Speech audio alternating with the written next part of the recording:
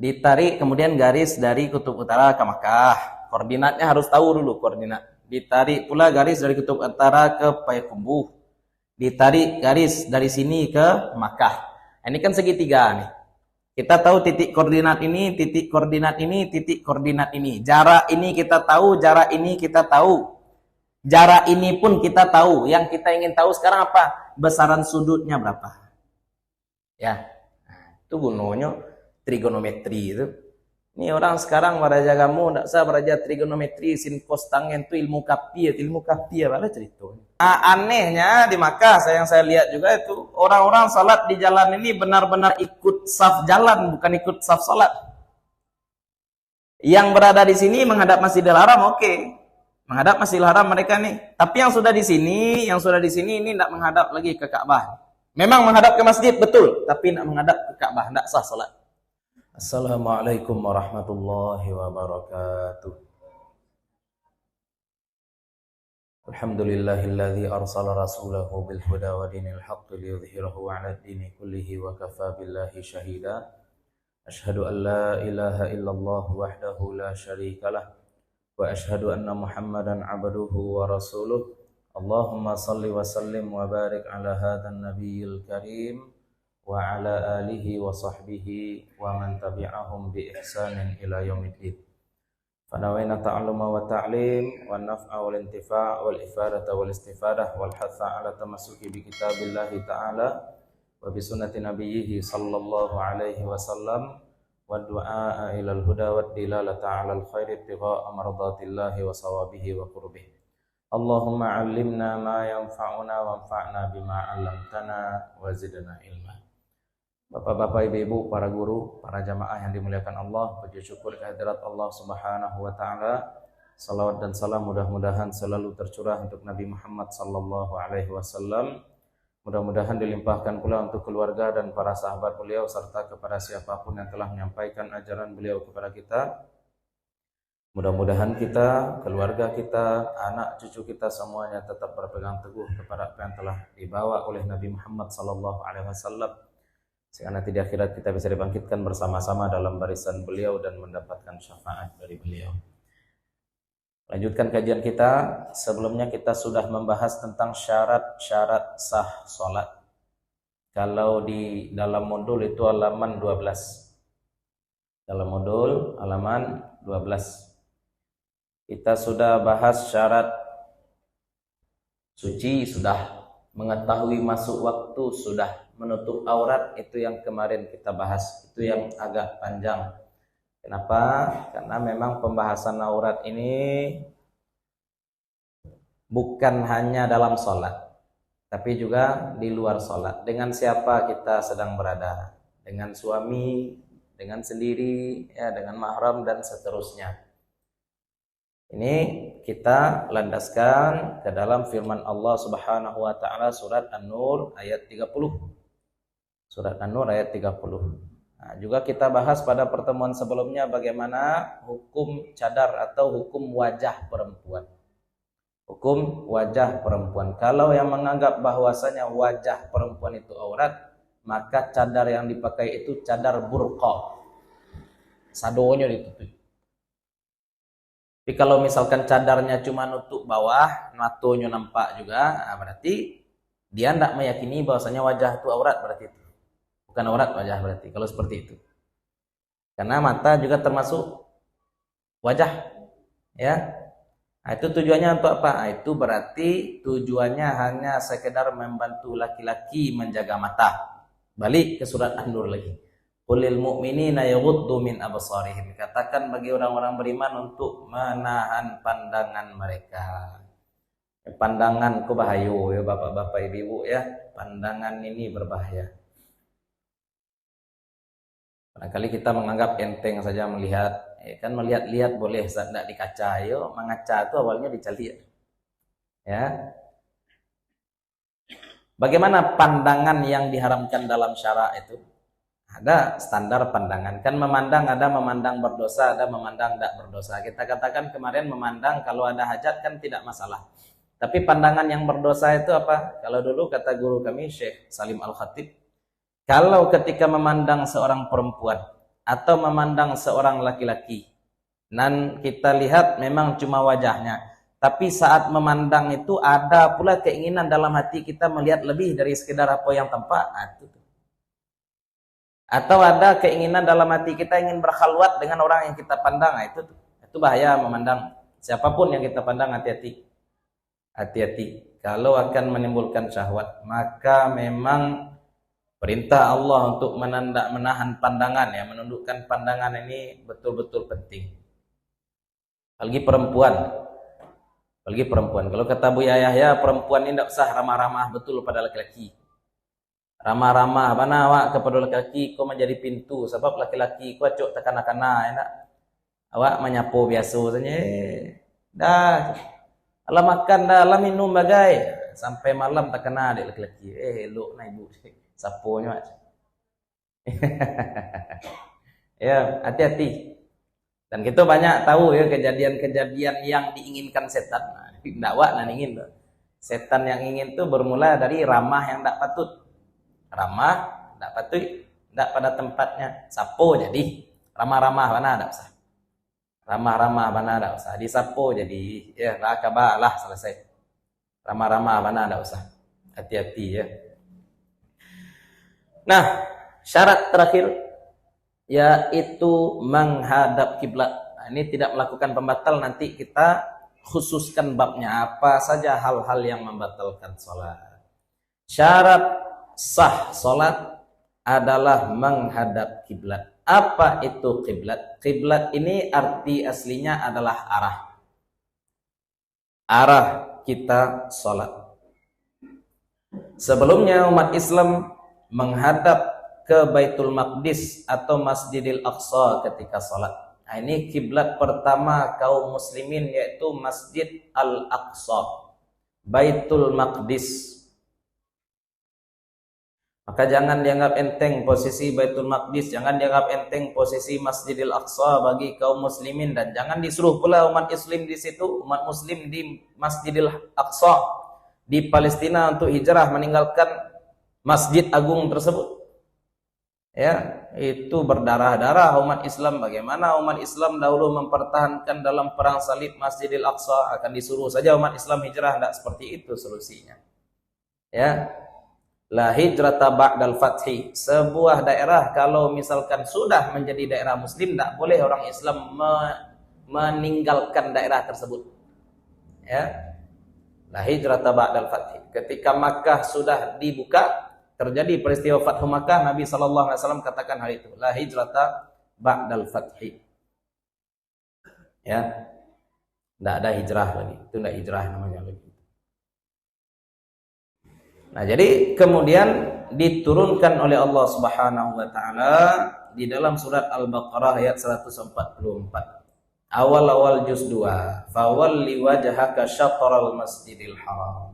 Hadapkanlah wajahmu ke Masjidil Haram. Hadapkan wajah ke Masjidil Haram.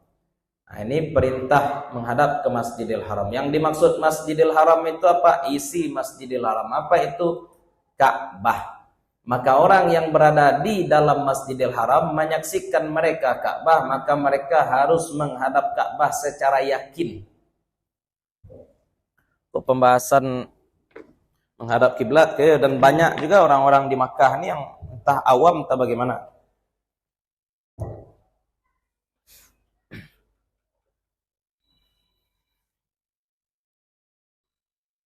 Tambah syarat yang ini Pak ya, menghadap kiblat.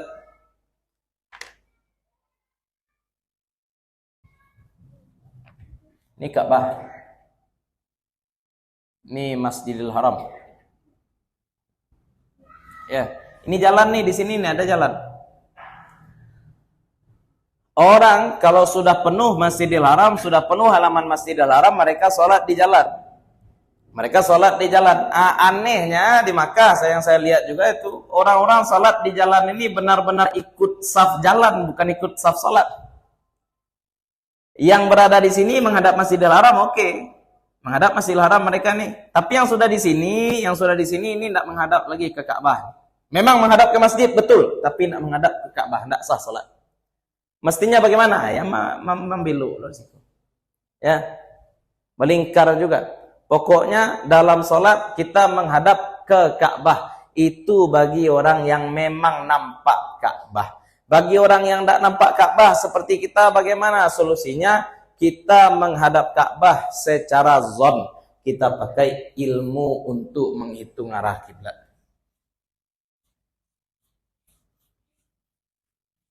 Gimana caranya, Ustaz? Kalau orang-orang dulu, cara ngitung arah kiblat tuh, ini bumi ya. Ini bumi. Ini kutub utara. Ini Makkah. Ini Pekumbuah. Ya. Pekumbuah kan di Pulau Sumatera, Pulau Sumatera aja. Pulau Sumatera saja, enggak sadonya. Ko Jazirah Arab, aku India. Itulah ko Malaysia. Itulah gambaran kan. Ditarik kemudian garis dari kutub utara ke Makkah. Koordinatnya harus tahu dulu koordinat. Ditarik pula garis dari kutub utara ke Payakumbuh. Ditarik garis dari sini ke Makkah. Ini kan segitiga nih. Kita tahu titik koordinat ini, titik koordinat ini, titik koordinat ini. Jarak ini kita tahu, jarak ini kita tahu. Jarak ini pun kita tahu. Yang kita ingin tahu sekarang apa? Besaran sudutnya berapa? Ya. Itu gunanya trigonometri itu. Ini orang sekarang beraja kamu tidak usah beraja trigonometri, sin cos tangen itu ilmu kapi ya, ada cerita. Ya. Itu cara orang dulu.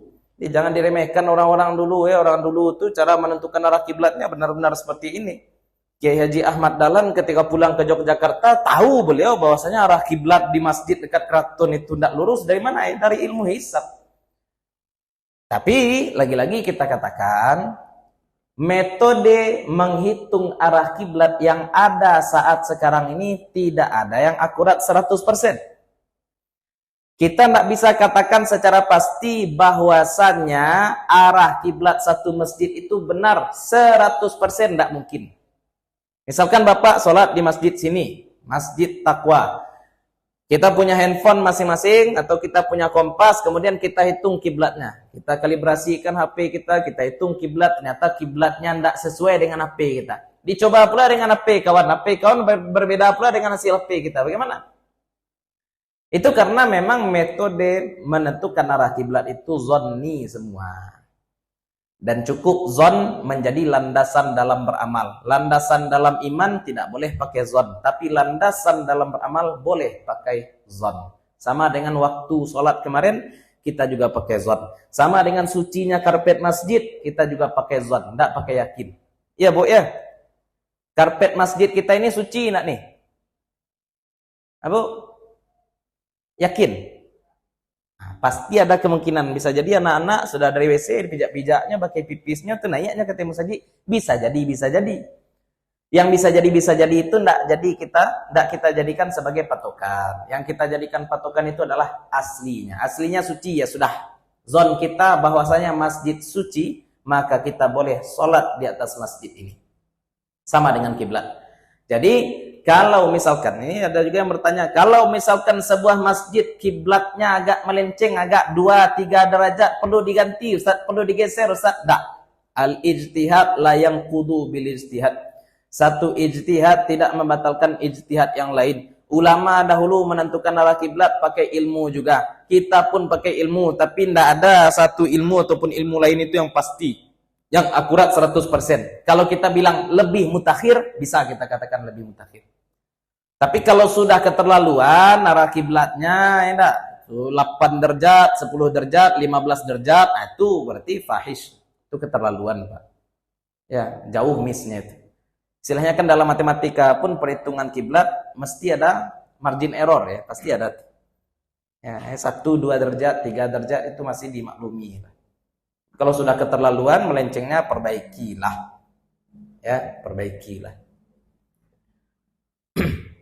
Karena ini berkaitan dengan apa? Dengan khauf kita, kehati-hatian kita dalam beribadah. Kita ingin ibadah kita sesempurna mungkin, maka menghadap kiblat pun kita lakukan sesempurna mungkin. Kita tentukan arah kiblat seakurat mungkin. Bagaimana kemampuan kita? Ya, bagaimana kemampuan kita untuk menentukan arah kiblat? Maka kalau misalkan sholat tidak menghadap kiblat, Ada pula orang kan Allah tuh kama sejak madu kan ada Allah Ustaz. Nak ada cerita. Itu pula SOP-nya. SOP salat adalah menghadap kiblat. Sebelumnya menghadap ke Baitul Maqdis, setelah itu menghadap ke Ka'bah. Kenapa? Allah yang punya arah. Kalau orang-orang yang tadi kita katakan apa katanya? Allah yang punya timur, Allah yang punya barat, kemanapun kita menghadap, fathamma wajhullah. Kan itu. Fa'ainama tuwallu fathamma wajhullah. Kemanapun kita menghadap, itu adalah arah Allah. Sehingga kemanapun kita menghadap, kan tidak masalah Ustaz. Harusnya tidak seperti itu konsepnya. Allah yang punya timur, Allah yang punya barat, Allah yang punya selatan, Allah yang punya utara. Kemanapun Allah suruh kita menghadap, kita harus taat. Itu harusnya. Karena seluruh arah adalah milik Allah. Kalau Allah suruh kita menghadap ke Ka'bah, maka kita taat, kita menghadap ke Ka'bah. Itu maksudnya. Allah punya seluruh arah. Terserah Allah mau suruh kita kemana-mana. Lu film dulu mau tonton film tentang konflik antara perbatasan Malaysia dengan Indonesia Pak di Kalimantan. Jadi anaknya ini, bapaknya ini veteran perang Indonesia dengan Malaysia, benci dengan Malaysia. Sedangkan anaknya ini berdagang di Malaysia. Ya. Bapaknya marah, "Kenapa kamu dagang di Malaysia?" Apa kata anaknya? "Sekarang zaman sudah berbeda, Pak. Zaman tidak seperti zaman bapak dulu. Orang sekarang bisa berdagang di mana saja." Orang sekarang bisa berdagang di mana saja. Bapaknya balikkan perkataan si anak. "Kalau orang bisa berdagang di mana saja, kenapa kamu berdagang di Malaysia?" Siko salah. Kan kecil tadi di mana saja bisa. Siko salah. Sama dengan itu ya. Orang mungkin mendapatkan dalil sama. Bahwasanya Allah punya timur dan barat. Allah punya timur dan barat. Menghadap ke timur jadi terserah. Menghadap ke barat jadi terserah. Ini satu orang memahami. Tapi bagi orang yang memahami bahwasanya dia itu adalah hamba Allah, Allah lah yang mengatur, dia harus tunduk dan patuh kepada Allah, maka dia akan katakan, Allah yang punya semua arah, kemana Allah suruh saya menghadap, maka ke situ saya menghadap. Termasuk sekarang Allah suruh kita menghadap kiblat. Nah, jadi jangan terlalu dianggap enteng juga Pak. Ini masjid kiblatnya melenceng 45 derajat. Lah kacau mau jauh banget. Terus 90 derajat enggak? Orang ke barat ini ke utara. Atau 180 derajat enggak? Orang menghadap ke barat dia ke timur. Kok banyak pula alasannya kok bakok menghadap ke timur Pak. Bumi ku kan bulik saja jadi membulahkan waktu. Ya enggak seperti itu konsep. Ya, ambil al-aqrab. Seperti itu tadi. Kalau zaman dahulu cara menghitung kayak trigonometri.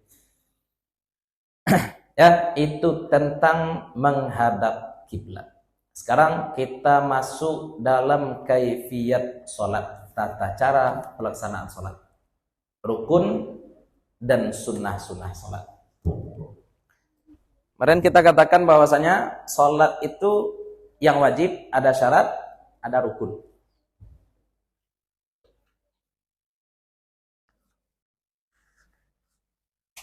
Syarat itu ada syarat, ada rukun. Syaratnya sudah kita jelaskan. Sekarang rukun sholat lagi. Rukun sholat adalah sesuatu yang wajib dipenuhi dan rukun itu merupakan bagian dari sholat.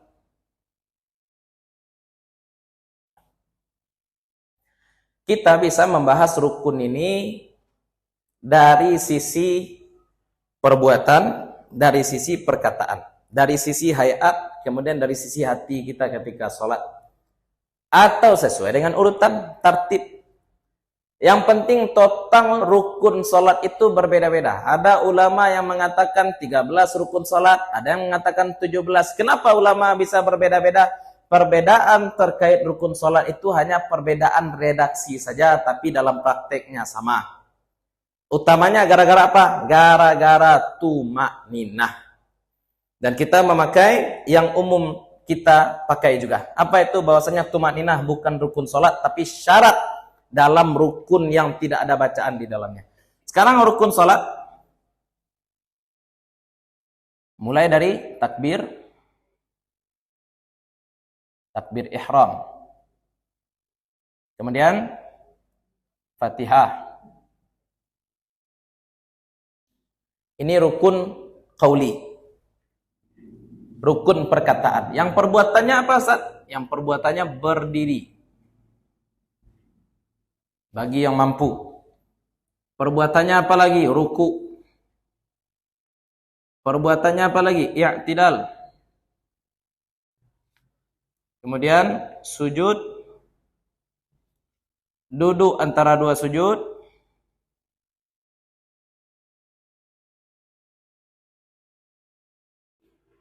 Kemudian duduk.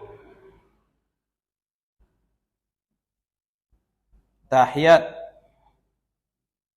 akhir atau duduk tasyahud akhir juga boleh disebut. Kemudian membaca tahiyat. Kemudian membaca salawat. Kemudian salam.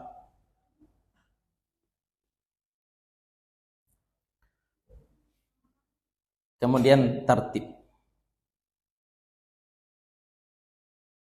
Ya. Rukun qauli ada 5. 1, 2, 3, 4, 5. Itu rukun perkataan. 1, 2, 3, 4, 5.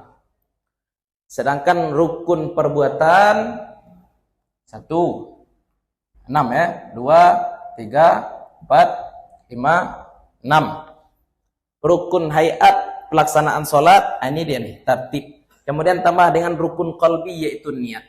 Total 13. Total 13 rukun.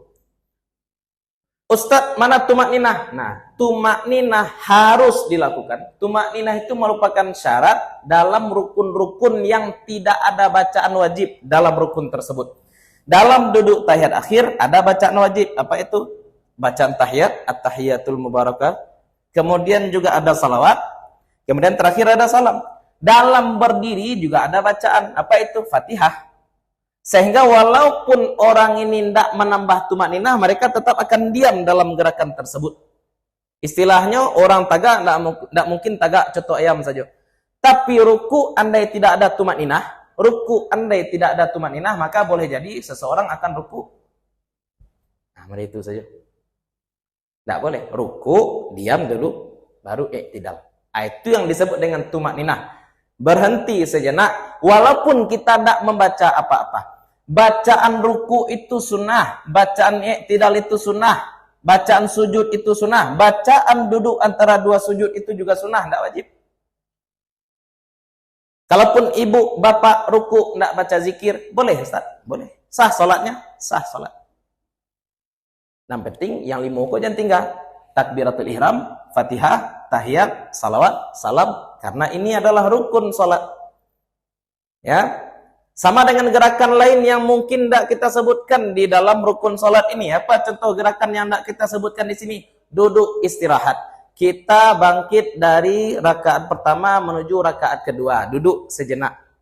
Ya, itu juga bukan rukun. Itu adalah sunnah saja. Atau mengangkat tangan. Mengangkat tangan itu juga sunnah. Bersedekap itu juga adalah sunnah, bukan wajib. Atau menunjuk ketika tahiyat itu juga sunat, bukan wajib. Yang wajib inilah dia nih yang wajib nih. Ini tidak boleh ikhlal, tidak boleh kita tidak lakukan. Harus, ini prinsip. Ini prinsip. Ya, yang 13 ini adalah prinsip. Sekarang kita bahas satu persatu rukun-rukun ini.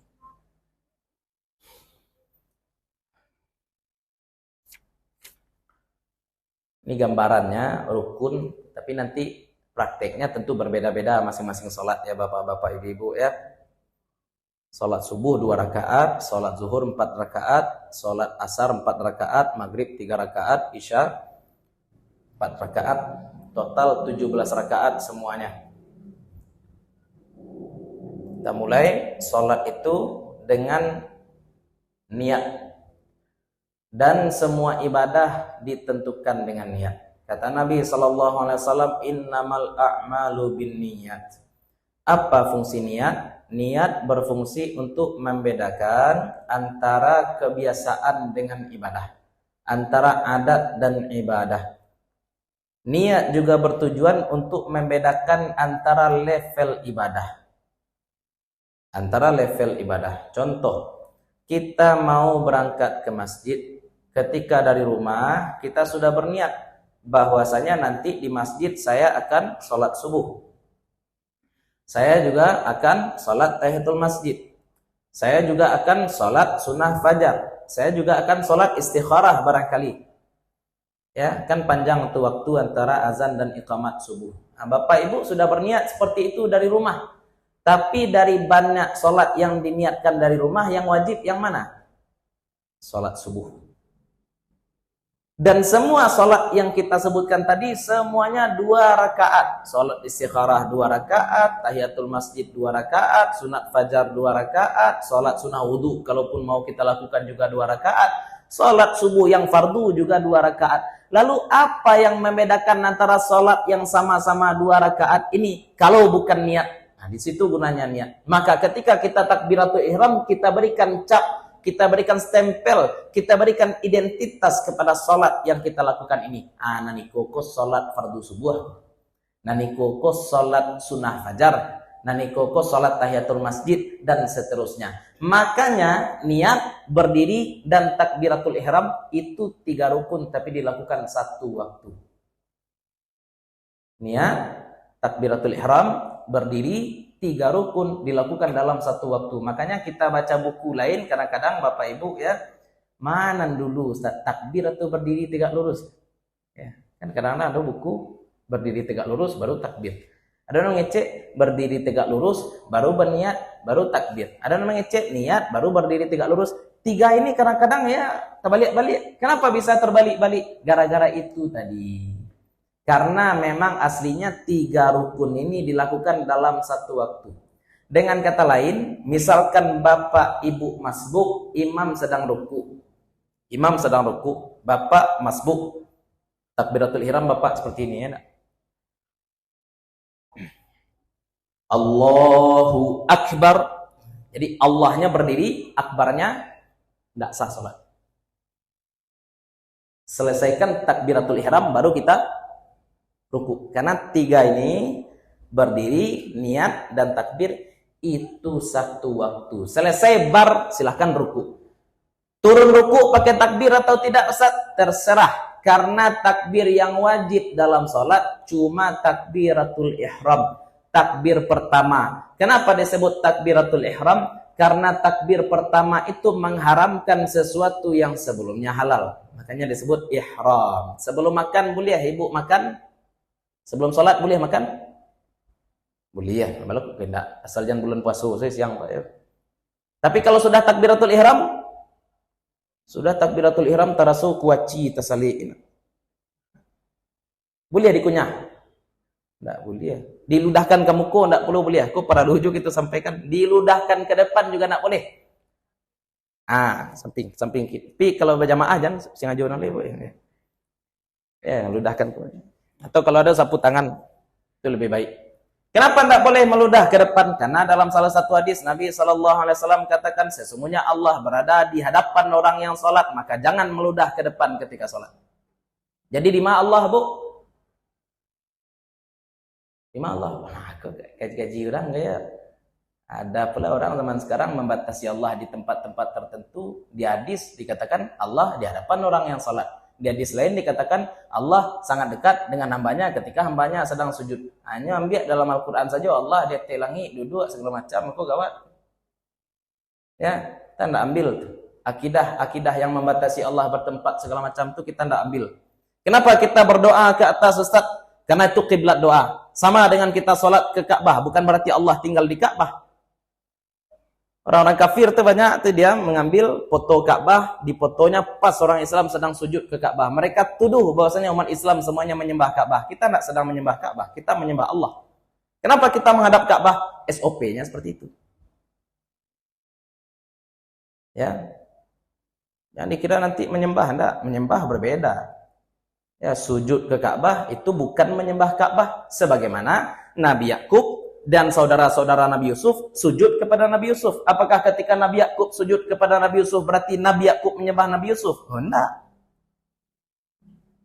Ya, masalah-masalah sujud kita temukan dua dalam Al-Quran ya, sujud pada makhluk. Pertama Nabi Yakub dan saudara Nabi Yusuf, yang dalam mimpi Nabi Yusuf itu dikatakan melihat 11 bintang, matahari dan bulan sujud kepada beliau. Kemudian juga kita temukan dalam kisah Nabi Adam, ketika Allah ciptakan Nabi Adam, kemudian Allah perintahkan malaikat untuk sujud kepada Nabi Adam. Itu kenapa sujud? Bukan menyembah, SOP-nya seperti itu. Disuruh Allah, selesai. Kenapa kita menghadap Ka'bah? Disuruh Allah, selesai. Bukan kita menyembah Ka'bah. Ya. Nah, tadi itu penting dia, takbiratul ihram disebut ihram karena mengharamkan sebelumnya yang halal. Sama dengan orang haji juga disebut berihram. Tadinya laki-laki boleh pakai baju yang membungkus badan, sekarang tidak boleh lagi. Tadinya boleh pakai wangi-wangian, sekarang tidak boleh lagi. Tadinya boleh potong rambut, sekarang tidak boleh lagi. Sholat pun demikian. Tadinya boleh ngobrol, kalau sudah takbiratul ihram tidak boleh ngobrol lagi. Wa qumu lillahi qanitin. Sholatlah untuk Allah dalam hal keadaan tenang. Ya. Tidak boleh apa-apa ibu tanyo-tanyo, ya Wak, sholat masbuk, enak Wak tanyo, larakat para imam aja tanyo. Walaupun itu sabab nuzul ayat ya, sabab nuzul ayat qumu lillahi qanitin itu ceritanya. Lanjut. Niat dilakukan saat takbir. Sebisanya ya. Ustaz, apa beda niat dengan melafazkan niat? Niat itu di hati. Niat itu di hati. Kalau melafazkannya bagaimana Ustaz? Melafazkan niat itu tidak wajib, tapi dianjurkan. Kenapa melafazkan niat dianjurkan? Supaya kita tidak was-was. Ya, salat Allahu Akbar. Kan ada orang was-was seperti itu. Ya, atau sudah takbir lah baca Fatihah, tadi niat sembahyang dulu atau sembahyang asar. Muncul was-was seperti itu. Maka untuk menghindari was-was semacam itu, pade-padean hati. Ya, dikokohkan niat kita. Bagaimana cara mengokohkan niat? Disebut. Nah, ini sama dengan sugesti orang lah ya. Hipnotis diri sendiri kan seperti itu. Hadap cermin kemudian katakan kamu bisa ya, seperti itu. Memberikan sugesti pada diri sendiri. Kita sampaikan, kita tegaskan pada diri kita bahwasanya salat yang kita lakukan sekarang adalah salat asar, salat fardu asar, salat fardu zuhur dan seterusnya. Itu guna melafazkan niat. Ada orang melafazkan niat tapi hatinya kosong, salatnya tidak sah. Ada orang yang tidak melafazkan niat tapi hatinya madu, hatinya menghadap, hatinya full, hatinya penuh, eling, sadar, orang ini salatnya sah. Tolong dibedakan ya antara niat dengan melafazkan niat. Melafazkan niat dianjurkan, tujuannya untuk menghilangkan was-was. Tapi jangan sampai kita lafazkan niat tapi hati kita kosong, tidak sah. Umpama anak-anak SD ya, anak-anak SD malam bulan Ramadan dibacanya niat puasa, nawaitu shauma ghadin. Kan anak-anak SD kadang-kadang malam-malam kan diimakkan bacaan niat puasa. Tapi mereka membaca niat itu dengan cara membaca buta saja, tidak paham kuana dibaca. Ya, kalau hati kosong berarti niat tadi tidak sah, Pak. Karena niat itu intinya di mana? Ya di hati niat. Ya, itu niat berdiri takbiratul ihram. Nah, sekarang karena kita menyinggung takbiratul ihram, langsung saja kita bahas semua rukun qauli dalam salat. Takbiratul ihram, Fatihah, tahiyat, salawat dan salam. Semua rukun qauli, semua rukun perkataan dalam salat harus dibaca sesuai dengan kaidah-kaidah Arab. Tidak boleh terjadi kesalahan yang fatal. Yang fatal itu seperti apa? Mengganti huruf, mengurangi huruf, menambah huruf. Tidak boleh. Mengganti huruf tidak boleh. Allahu Akbar, tidak sah salat.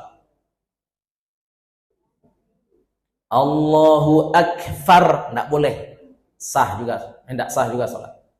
Ya. Allahu Akbar, tidak sah juga. Itu berarti mengganti huruf. Sama hal dengan Fatihah. Fatihah juga ini makanya penting ya. Kalaupun tidak akan kita baca Al-Quran seluruhnya dengan tajwid, oke lah. Tapi paling tidak yang kunci-kunci ini jangan salah. Al-Fatihah sekurang-kurangnya jangan sampai salah-salah juga baca Fatihah. Ya, yang panjang-panjang, yang pendek-pendek, yang mim dibaca mim, yang nun dibaca nun, yang ain dibaca ain, yang ha dibaca ha, yang do dibaca do. Ya, biarlah rata saja baca, biarlah datar-datar saja dibaca, asal benar, asal setiap huruf mendapatkan haknya, jangan sampai nanti banyak korupsi. Ya, untuk menyesuaikan irama kita potong-potong mat atau kita tambah-tambahkan mat tidak pada tempatnya. Yang seperti ini yang membuat sholat tidak sah jadinya. Biarlah datar-datar saja, Bismillahirrahmanirrahim. Biarlah seperti itu saja dibaca. Dan hal ini berlaku walaupun kita membaca secara jahar ataupun secara sir. Nah, ini ada pula orang ketika dia jadi imam, ya, terdengar bacaannya. Kalau imam salat maghrib, imam salat isya, imam salat subuh, rancak-rancak iramanya. Bismillahirrahmanirrahim. Tiba membaca Al-Quran tidak terang ada. Mesti itu saja. Ya. Hilang tasdid lamnya. Hilang tasdid lam, hilang pula mat linnya. Orang seperti ini tidak sah salat. Hati-hati, Pak. Jadi walaupun kita salat sir, untuk rukun salat tidak boleh korupsi. Ya, berikan setiap huruf itu haknya.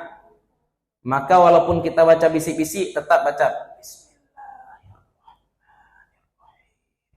Alhamdulillahirrabbilalamin. Seperti itu. Yo, barek nak Ustaz, iyo kaji ko ya barek. Kalau naringan tu tak ngaji. Naringan tu lalu. Ya, ngarukun, yang rukun harus seperti itu. Ya. Ustaz kalau dibaca dalam hati tidak sah. Aduh, perlu orang solat kok mazhab baru lo kayak. Kalau ruku' saja bukan. Ya, mulutnya enggak garik-garik lepas. Itu nak membaca, itu memikirkan. Kita ini sholat bukan disuruh memikirkan Fatihah, tapi kita sholat disuruh membaca Fatihah, bukan memikirkan Fatihah. Maka dilafazkan. Tidak berbeda ya, mau dibaca sir, mau dibaca jahar, yang hak setiap huruf tetap kita berikan. Yang panjang tetap panjang, yang pendek tetap pendek. Harkatnya juga jangan bertukar. Kalau harkatnya juga berubah dan mengubah makna, iyyaki na'budu contohnya. Iyyaki na'budu. Ini berarti batal juga sholat. Tapi kalau harkat bertukar, tidak mengubah makna. Apa contoh? Ini ada orang sholat ingin menyambung-nyambung baca ayat. Bismillahirrahmanirrahim. Alhamdulillahi rabbil alamin. Arrahmanirrahim. Maliki yaumiddin. Di situ betul. Iyyaka na'budu wa iyyaka nasta'in. Ihdinas shiratal. Itulah salah. Harusnya iyyaka na'budu wa iyyaka nasta'in. Ihdinas shiratal mustaqim. Karena nasta'in itu marfu, kalau dalam nahunya pakai dhammah. Pakai dhammah. Bukan pakai kasrah, tidak ada fi'il kasrah kecuali jazam karena liltiqa sukunain, ya sakinain boleh, tapi ini tidak. Maka kalau dibaca cepat ya, itu contohnya orang misalkan sholatnya banyak dibaca cepat Al-Quran kemudian dilanjutkan ayat, ya makruh sebenarnya ya membaca Al-Fatihah dengan satu nafas, Pak. Ya dibaca sab'ul mathani. Al-Fatihah itu kan sab'ul mathani. Arti sab'ul mathani itu apa? 7 ayat berulang-ulang. Kalau bisa sebaiknya Al-Fatihah itu dibaca 1 ayat, 1 ayat, 1 ayat. Ya, 1 ayat, 1 ayat, 1 ayat. Dilanjut boleh? Ya boleh, tapi khilaf aula. Sebaiknya dibaca 1 ayat, 1 ayat, 1 ayat. Kalau bertukar harkat seperti tadi, itu yang kita katakan, andai perubahan harkat itu mengubah makna, maka sholat batal. Kesalahan utama orang baca Fatihah ya, yang paling banyak barangkali yang kita sebutkan itu tadi. Ya, termasuk apa? Tidak mentasdidkan yang tasdid. Iyyaka na'budu. Dibaca iyyaka. Iyyaka saja. Iyyaka. Kalau hukum-hukum yang tidak begitu fatal, apa contohnya? Contohnya nabar. An-nabru. Waladhdallin. Kan sebelum itu lam tasdid Ya, sebelumnya itu mat kan. Itu kan ada nambarnya waladhdallin. Ya, di kajuan seketik di situ. Kali itu tinggal nak masalah. Asal tasdidnya jangan hilang. Waladhdallin. Jadi juga tuh. Ya. Akan tetapi kalau sudah hurufnya yang hilang, ini yang tidak boleh. Yang perlu ya. Dulu ada Ustaz ya pelatihan baca Fatihah ya. Di Istiqomah. Di Istiqomah ya. Barangkali nanti minta juga pada Syekh Sa'ad di masjid kita diadakan pelatihan membaca Al-Fatihah karena ini rukun salat. Ini rukun salat. Nah, itu Fatihah. Nah, sekarang pertanyaan. Bagi makmum apakah tetap wajib baca Fatihah? Ini konan banyak orang. Atau pertanyaan lain, apakah Bismillahirrahmanirrahim itu bagian dari Al-Fatihah? Maka yang kita ambil, yang kita juga terima dari guru-guru kita adalah bahwasanya Bismillahirrahmanirrahim adalah salah satu ayat Al-Fatihah. Sehingga kalau ada orang yang sholat tidak baca bismillah, sholatnya tidak sah. Yang kita bilang ini yang tidak baca Pak ya, bukan yang tidak menjaharkan. Ada orang baca tapi tidak dia jaharkan, sah juga sholat. Bismillahirrahmanirrahim. Alhamdulillahi Rabbil Alamin. Kan ada orang mensirkan seperti itu pas bismillah. Itu juga boleh. Sah juga sholatnya, sah juga sholat. Tapi kalau tidak baca sama sekali bismillah, tidak sah sholat. Kalau mu'tamad mazhab Syafi'i, tidak sah juga sholat. Ya, Ustadz, ada imam di masjid, tidak tahu saya, entah ada dia baca bismillah, entah tidak, tapi saya jadi makmum. Perlu saya tanyakan, tidak usah ditanya-tanya. Biasalah. Husnuzon saja dia, bahwasanya imam sudah membaca. Nah, ini kan sama seperti cerita kemarin dalam masalah taharah, enggak? Ada seorang laki-laki lewat di perumahan, kemudian ibu-ibu di lantai 2 disiramnya air ke bawah, kena laki-laki tadi. Diceknya oleh laki-laki tadi enggak bau nah ianya dah. Ya, caliaknya warnanya enggak berwarna ianya deh. Ambillah stek jiliknya enggak berasa lo dah. Ya nak. Tapi ragu aja baru. Kok aya najis atau suci kayak tanyonyo kata, "Bu, aya nani buang sabanta ko najis atau suci ke?" Cek ibu-ibu nan dia teh gara-gara ang tanyo mako jadi najis. Kalau tidak ditanya lanjut salah, sebab kita nahkumu bizawahir. Zahirnya apa? Zahirnya airnya tidak berasa, tidak berwarna, dah jalan aja udah. Sama dengan ibu di jalan ya. Karena pacar misalkan nih ada becek-becek misalkan di jalan, contohnya. Ya kena kaki kita atau kena ujung celana kita. Salat enggak? Silakan salat. Ustaz, ada kemungkinan cik kudo, nampak cik kudonya? Enggak, sudah cuci, selesai. Ya. Tapi kalau nampak serat-serat cilik kudonya, salat juga Pak, itu baru tidak boleh ada. Kalau nampak qarinah najis, baru tidak boleh kita lanjutkan. Tapi kalau tidak ada qarinah najis, maka balik ke hukum asal. Apa itu? Al-aslu fil asya' at-taharah. Asal dari segala sesuatu adalah suci. Balik ke suci, istishab. Balik kepada hukum sucinya. Nah, itu sama dengan imam tadi. Asal dari orang-orang di Indonesia ini bagaimana aslinya? Aslinya mereka baca bismillah. Aslinya baca bismillah. Ada yang sir, ada yang jahar. Mau sir ataupun jahar, rata-rata mesti baca bismillah. Jadi jangan nanti kita terlaluan tipu pula. Aku ambo malih sembahyang siko batu, imamnya ndak baca bismillah. Ambo malih sembahyang siko bako, imamnya baca bismillah, berbeda aja imam Masjidil Haram. Imam Masjidil Haram kok ndak baca bismillah, aja mode-mode. Ya, Imam Masjidil Haram dulu itu siapa? Syekh Ahmad Khatib. Ya, baca bismillah beliau. Baca bismillah beliau. Kenapa? Karena orang-orang Makkah itu terbiasa dengan perbedaan. Orang dari seluruh penjuru dunia datang ke situ. Ada yang berbeda-beda sholat, ya wajar. Yang penting, yang pokok jangan sampai berbeda. Yang pokok, yang usul jangan sampai berbeda. Furu itu memang berbeda. Kenapa? Karena memang asal pengambilannya ijtihad. Dan ijtihad itu menyebabkan ilmu yang zon. Zon itu boleh jadi berbeda satu ulama dengan ulama yang lain.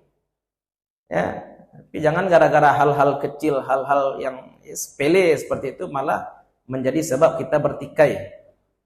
Bacaka gara-gara bismillah. Aduh, cerita, aduh Lah tu imam ko di Pariaman, ko kawan ambo cerita orang Pariaman.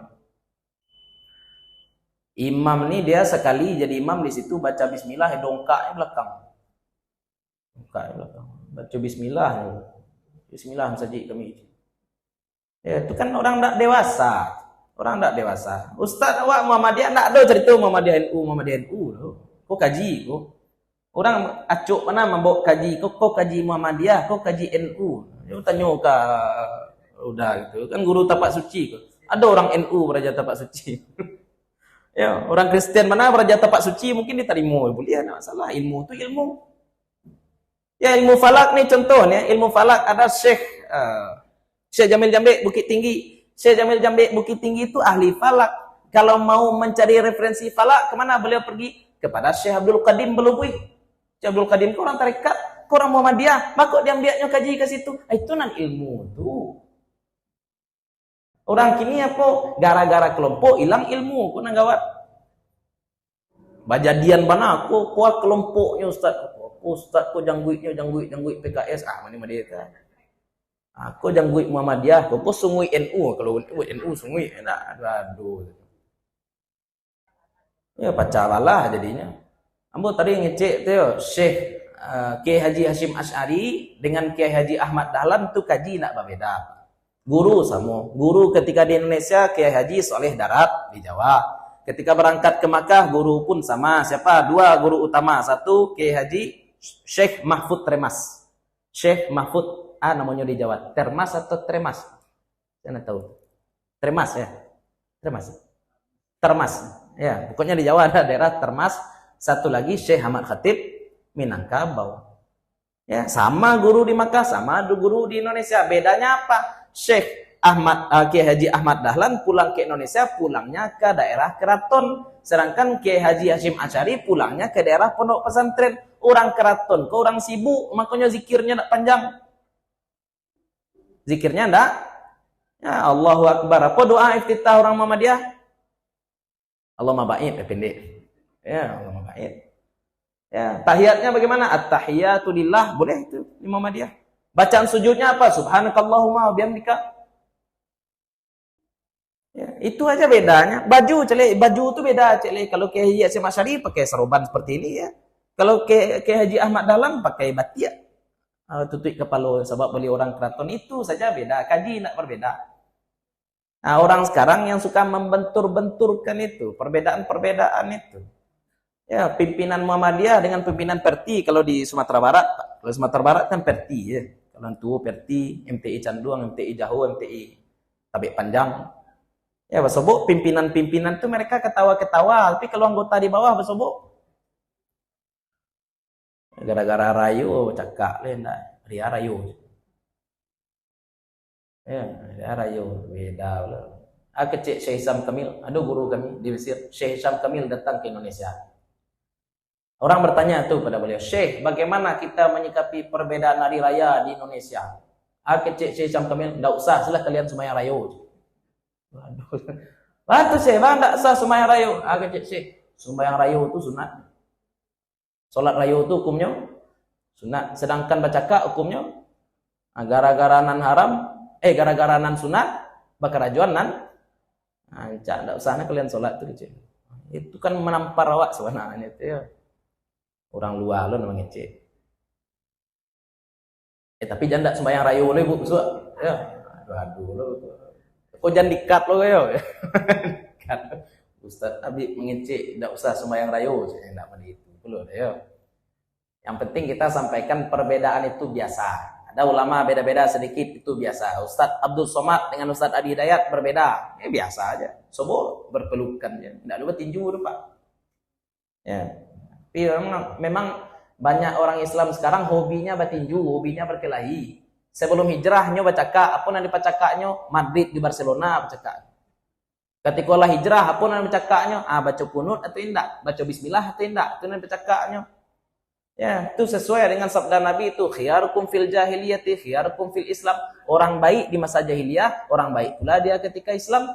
Tapi orang suka bacaka sebelum masuk Islam, ketika masuk Islam, ikut tukang cakak aja tu. Ya, kau panjang nalut kau ibu lu. Itulah kira-kira ya Pak ya. Insyaallah nanti kita bahas rukun selanjutnya yaitu ruku. Bagaimana tata cara ruku? Apakah harus rata? Apakah boleh berlebih? Ya, bagaimana tumanina? Insyaallah kita bahas pada pertemuan selanjutnya.